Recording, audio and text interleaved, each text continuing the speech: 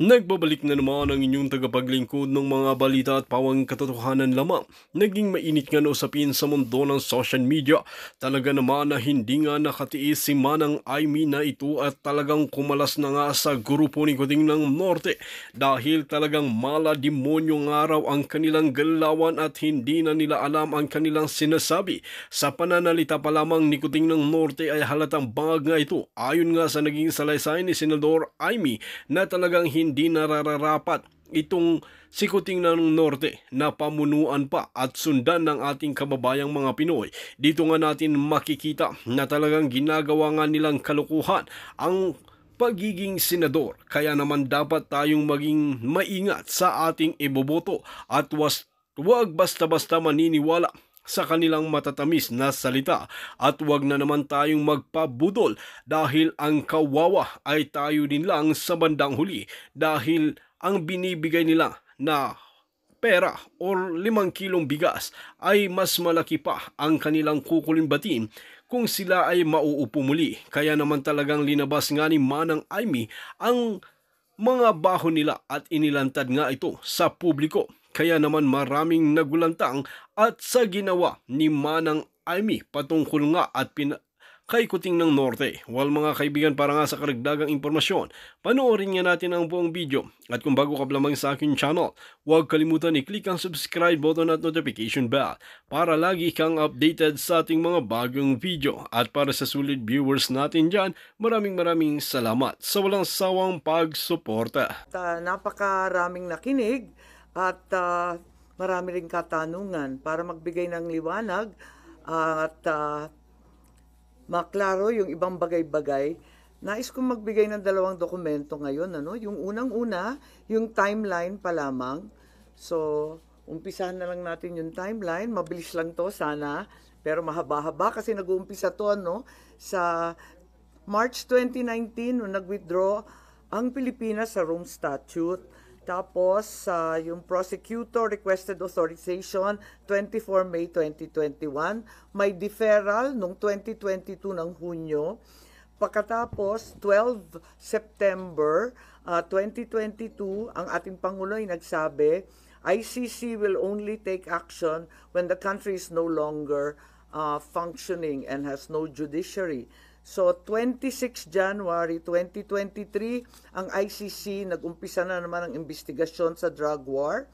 And then the appeals chamber rejected the suspension nung Marso. And then July 5 ng 2023, ipinagtatanggol ni VP Sara yung confidential fund ng DepEd at ng OVP. Yung ICC Chamber delivered its judgment 18 July 2023. Pero inulit na naman ni Presidente Bongbong 24 November ng 2023 na simple lang ang isyung yan. Hindi naman siguro tama na ang tagalabas ang mag-iimbestiga dito sa atin. So yun ang nangyari, Tapos gusto natin maintindihan yung konteksto ng mga pangyayari. At nung 15 December 2023, andyan na yung sulat kay VP Sara na the jurisdiction of the ICC over the Republic of the Philippines after the effectivity of our withdrawal is very much in question. And I am certain that you and all of my cabinet will echo my views. Sabi rin niya, for the 100th time, I do not recognize the jurisdiction of the ICC in the Philippines. Noong 28 January 2024, kauna-unahang maisog rally at binanatan ni former President ang ating Pangulo Bongbong. Noong 29 January, kick-off rally ng Bagong Pilipinas, pero kasabay din ang candlelight prayer rally ni Presidente Duterte. 30 January 2024, eto na yung unang hearing ko sa PI, People's Initiative, February 2 sa Davao, 13 dito na naman February sa Senado. And 20 February, si Pangulo ay nagsabi, I don't approve or deny it, but the ICC haven't done anything illegal. Ito yung tinutukoy ni Secretary Boying na pagbabago. Once they do, we will do something about it, but we are an open country. 19-2024 June, VP resigns as DepEd Secretary. 20 July, Maisog, Rally Liwasan. 16 August, First Quadcom in Bacolor, Pampanga. 22 September 2024, VP Sara says, hindi naman kasi kami talaga nag-uusap. Hindi kami magkaibigan unang-una. Ayun na.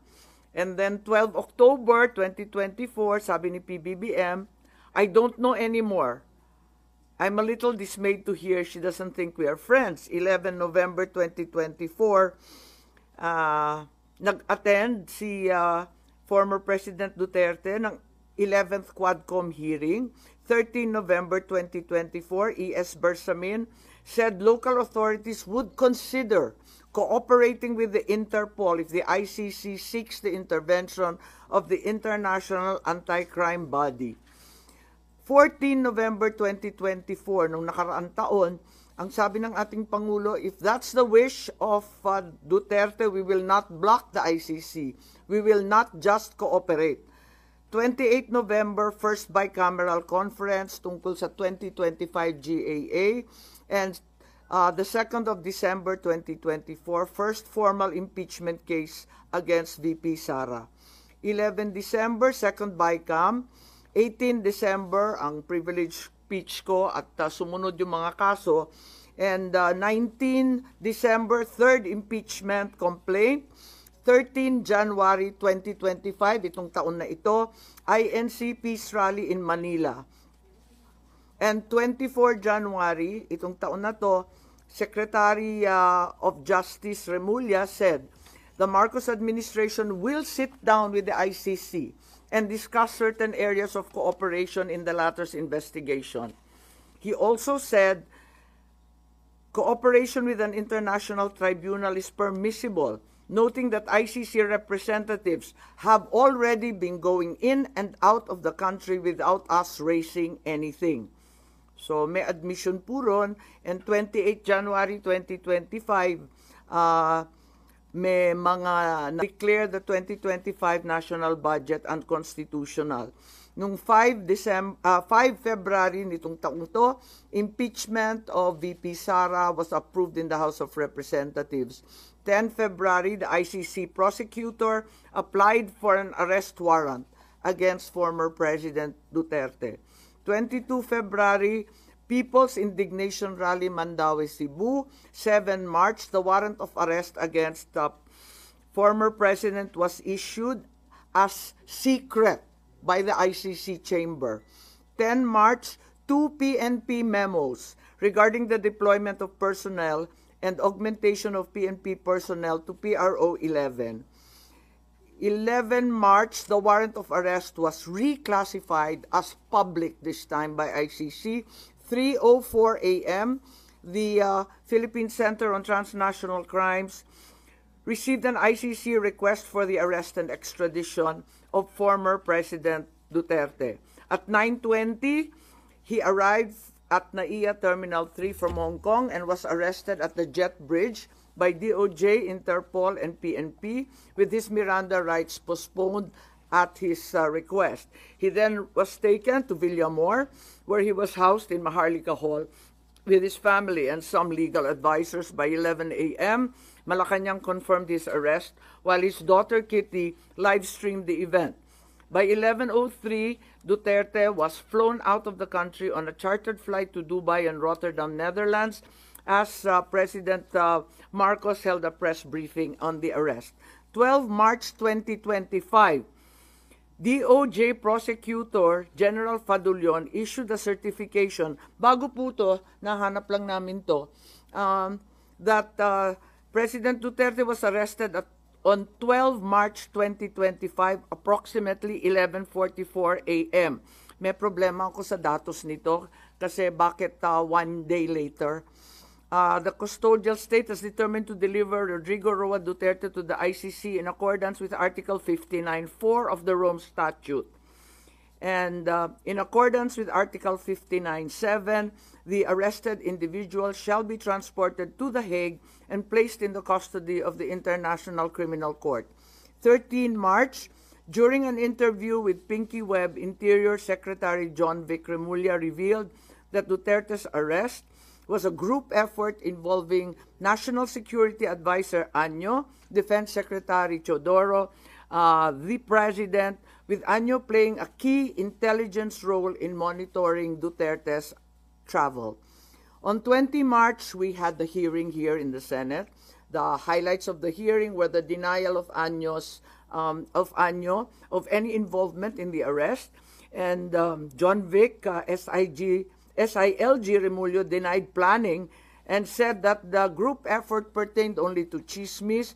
PCTC said the Interpol issued a diffusion, not a red notice, and Justice Secretary Remulla claimed that ICC has jurisdiction over individuals and crimes despite the withdrawal of the Philippines from the Rome Statute because international humanitarian law is already customary law.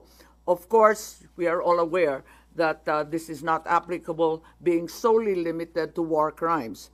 In the meantime, PNP General claimed that in expediting President Duterte's turnover to the ICC was trying to comply with the time period set forth in Article 125 of the Revised Penal Code, which applies only to warrantless arrest. A 24 Horas report revealed that Philippine authorities had planned Duterte's arrest since January under Oplan Tugis by the PNP CIDG, and that Duterte sought asylum in China, but this was later denied by all parties.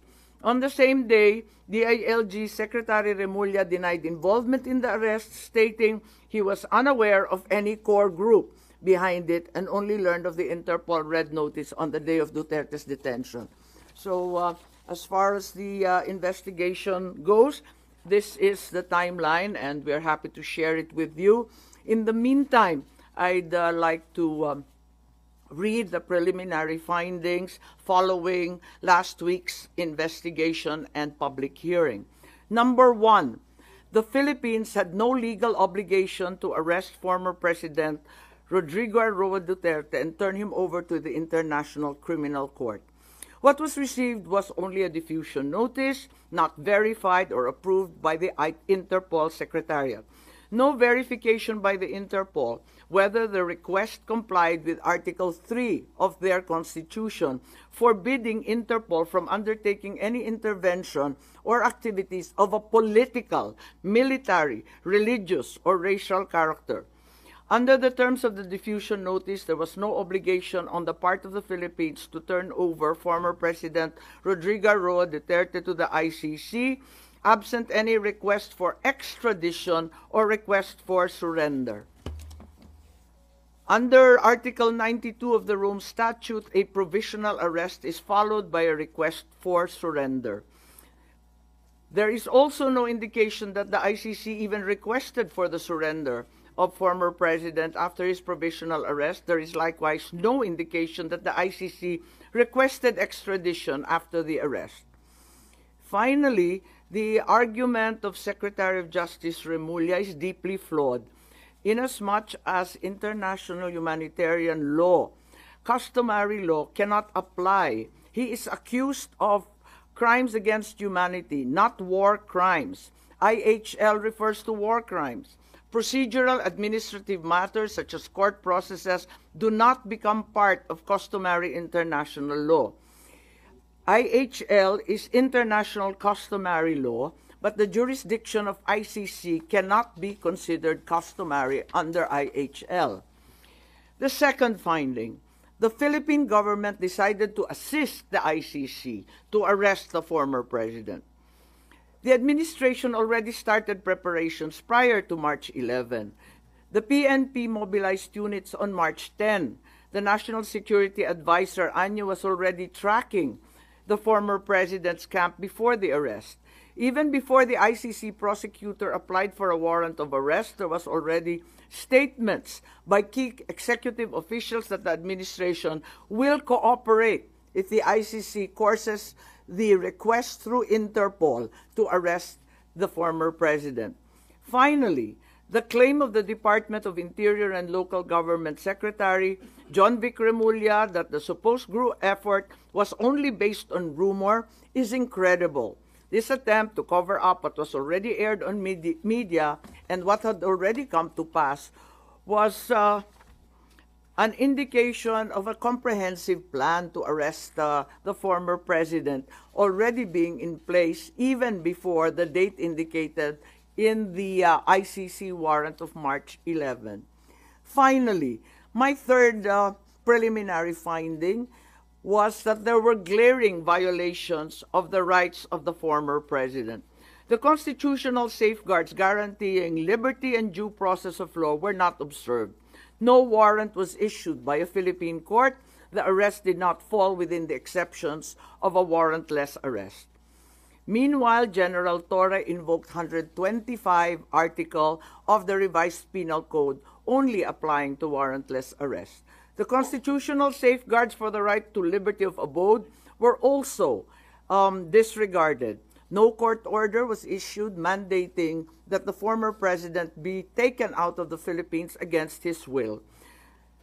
Former President Duterte was deprived of the right to be visited or to have conferences with immediate family members under Section 2F of Republic Act 7438. General Torre admitted he did not allow Vice President Sara Z. Duterte to visit former president in Villamor Air Base, contrary to RA 7438.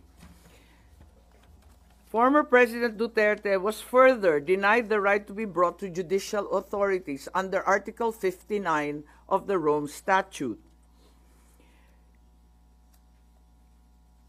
The former president was also denied the right to apply for interim release under Article 59 of the Rome Statute or the right to apply for bail under prevailing jurisprudence on extradition.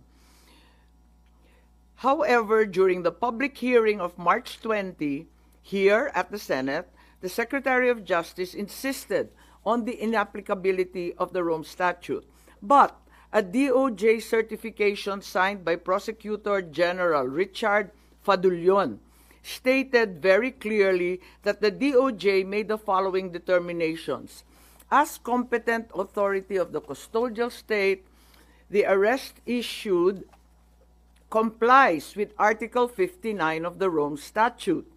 To recall, DOJ spokesperson Clavano released a statement last March 13 saying, ang naging role namin ay competent judicial authority. Kami na ang nag-attest na lahat ng proper processes ay ginawa. Similar to Prosecutor General Fadullon, the DOJ spokesperson showed that the article cited in the Rome Statute had been complied with.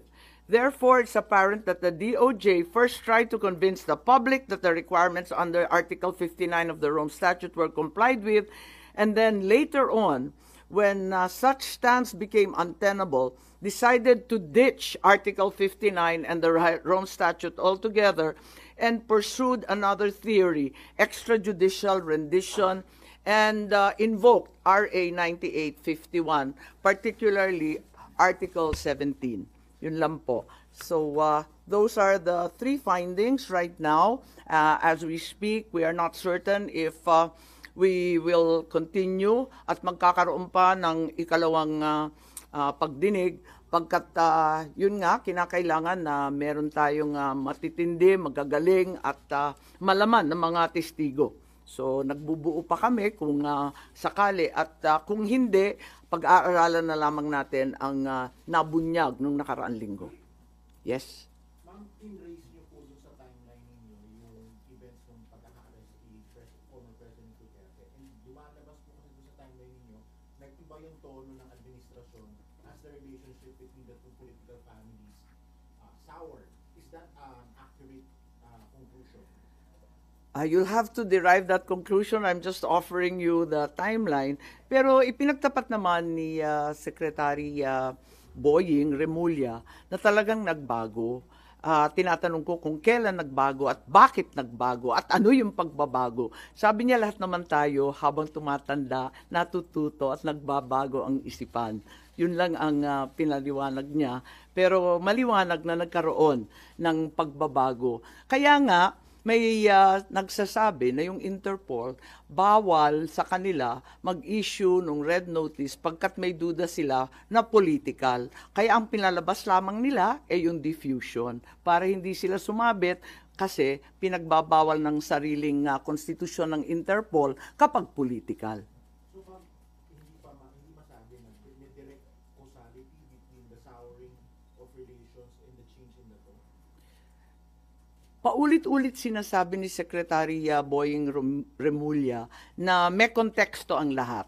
At sa palagay ko maliwanag na may konteksto na talagang sumasabay sa alitan at pagwawalang tiwala ng dalawang panig itong mga pagbabago sa legal processes and our international stand, nagbago rin talaga.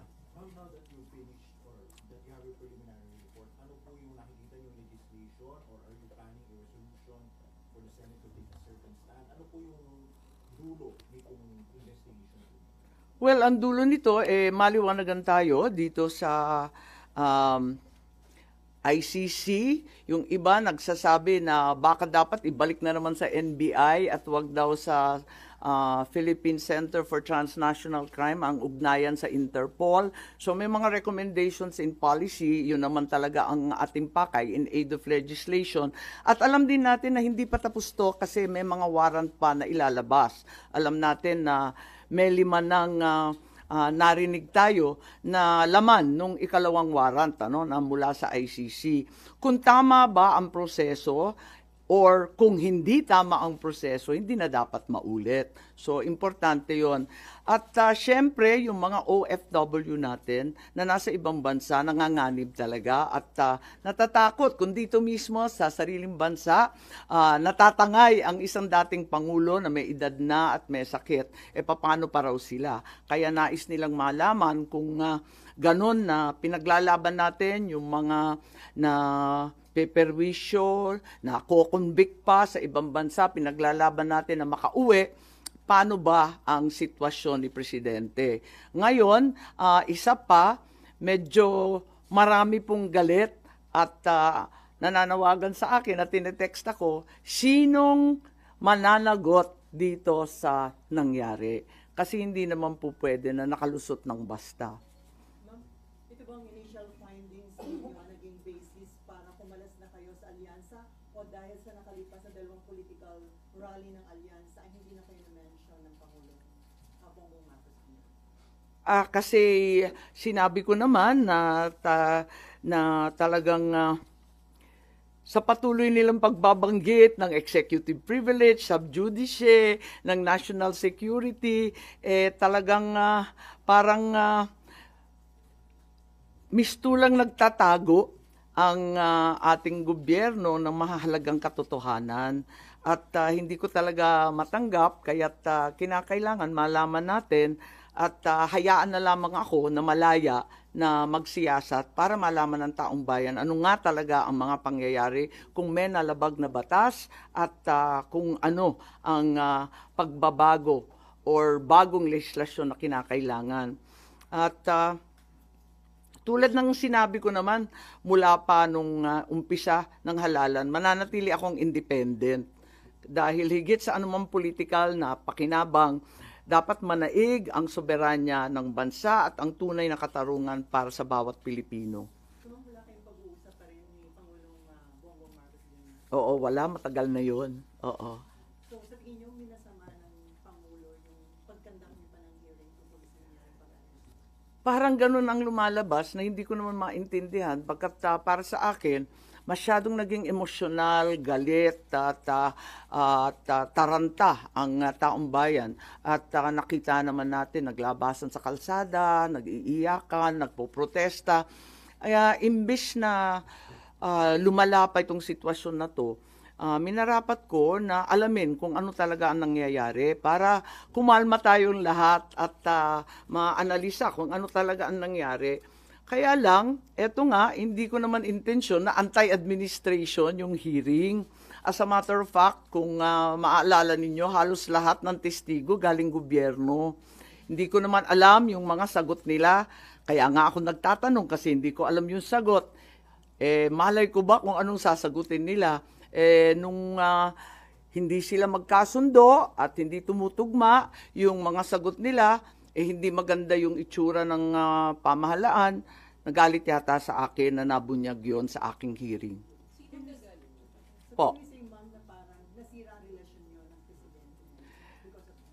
Hindi, matagal na kami hindi masyado nag-uusap, maraming humaharang, matagal na, oo. Nakikita ko lang pag public events, oo. At saka mabilis lang yon, maraming tao, ganun. Nasabi niyo, kaya ka nagkandak ng hearing kasi nga lumalalim na yung divisiveness sa Yes. Pero dun sa naging result ng inyong hearing, sa tingin niyo mas lumalim pa instead na ma-address? Lumalim ang emosyon in the sense na nakita nila na maraming pagkakamali, at least yung 3 na binanggit ko, na paulit-ulit na rin lumalabas sa social media. Kung tutuusin, very contrapuntal na siya, very anticlimactic na siya. Kasi paulit-ulit na yung lumalabas pati sa mainstream. Lumalalim ang ating kaalaman at mas lalo tayong nagagalit kasi labis-labis na ang dagok sa ating soberanya. At nababalitaan natin, labas-masok ang Amerika. Kahit hindi EDCA sites, ang katutak pa daw na Typhoon missiles ang pinapasok. Labas-masok din ang China sa ating karagatan at sa West Philippine Sea. Ngayon, dinadampot na lamang ang mamamayang Pilipino at dinadala sa The Hague. May natitira pa ba sa bansang Pilipinas? Nakakaawa naman tayo kung ganyan. So, kung lumala, sa palagay ko, lumalim ang pag-uunawa ng taong bayan. I think yun ang kontribusyon. Kasi, maski pro Duterte, pro Marcos, hindi na naging partisan, parang lahat medyo nagkaliwanag ng kaunti kahit papano. Sino yung sinasabi niyo parang nagalit yata sa inyo nung hearing? Is it President Marcos? Yes. And you confirm this by, or you just feel it because you're his sister? Hindi kasi nung umpisa, sabi nila, hindi na daw makikilahok yung gobyerno. Pagkatapos noon, ang dami-dami ng testigo. Sabi ko, okay na. Ang dami-dami, nagpapadagdag pa nga sila ng pangalan, nagpadagdag pa nga sila ng upuan, kinapos pa nga tayo ng pagkain. Nandain nila 3 kwarto tayo, di ba? Tapos, akala ko, prepared. Sabi ko, ayos to. Nagulat naman ako nung nagalit na nga kasi nga siguro hindi nagkakasundo yung mga sagot, hindi tumutugma. Hindi ko nakasalanan yun. Malay ko ba kung anong isasagot nila? Ngayon, paano nagalit? Kasi naalanganin na ako, hindi ako napunta. Gusto ko pa naman, over-prepared na nga ako pumunta doon sa Tacloban rally. Hindi ako pumunta. Tapos, mabuti na lang pala hindi ako pumunta at hindi na ako binanggit. Kaya ako nalaman.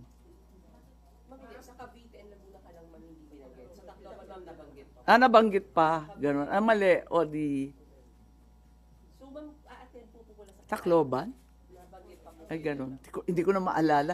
Sa totoo lang, hindi ko masyadong tinututukan yung kampanya. Nandito ako sa investigasyon. Parang naisang tabi na, nakatutok talaga ako dito para malaman kung ano pa. Ma'am, yung hindi pagbanggit ng Pangulo sa inyo last campaigns Cavite Laguna, you take it as mukhang masama loob sa inyo? Yeah, okay lang. Walang problema. Kasi nga sabi ko, nakatutok naman ako dito. Hindi naman na eleksyon, kampanya, politika ang pinaka-importante. Nangingibabaw sa akin itong mga dagok sa ating kalayaan, sa ating soberanya. Hindi ko kaya to Talagang ipaglalaban ko yan Yung pag hindi yung hindi binanggit, pagkatapos sabi 11 na lamang ang kanilang kandidato, wag na tayo magpahirapan ng katawan. Sabi ko, kakalas na muna ako kung nahihirapan kayo. Mas madali naman ganun, okay lang sa akin, walang problema. May offer bang PDP laban, ma'am, para i-adapt kayo? Ang sabi may nag-aampon, hindi ko masyadong pinapansin eh. Kinakarir namin to eh. Naduling-duling na nga kami kagabi eh. Just in case open kayo, ma'am, kung sakaling i-adapt kayo ng PDP lang. Alam niyo maganda naman yung libre, di ba? Yung malaya. So, mulat sa poll, sinabi ko, independent ako. Pero yun nga, dun sa Lawag, syempre, yung anak ko nagmamaktol. Bakit hindi ako pupunta? Di pumunta ako, ganun. Tapos may mga kaibigan, pumupunta. Noong pa naman eh, hindi naman ako present sa lahat ng lugar. Oo. Sa Carmen Davao, absent ako dun. Ayun. Tsaka